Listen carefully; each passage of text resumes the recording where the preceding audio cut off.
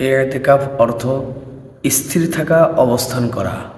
পরিভাষায় জাগতিক কার্যকলাপ ও পরিবার পরিজন থেকে বিচ্ছিন্ন হয়ে সওয়াবের নিয়তে মসজিদে বা ঘরের নির্দিষ্ট স্থানে অবস্থান করাকে ইতিকাফ বলে। রমজানের শেষ দশকে ইতিকাফ করা সুন্নতে মুআক্কাদায়ে কিফায়া।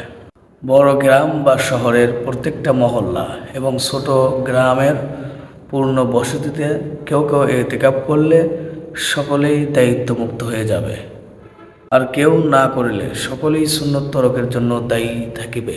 রমজানের শেষ দশকের ইতিকাফ রমজানের 20 তারিখ সূর্যাস্তের পূর্ব থেকে অর্থাৎ ইফতার করার পূর্ব থেকে ঈদুল ফিতরের চাঁদ দেখা পর্যন্ত ইতিকাফের সময়। এবার অর্থাৎ 2026 সালের 10 মার্চ মঙ্গলবার থেকে ইতিকাফ করতে হবে।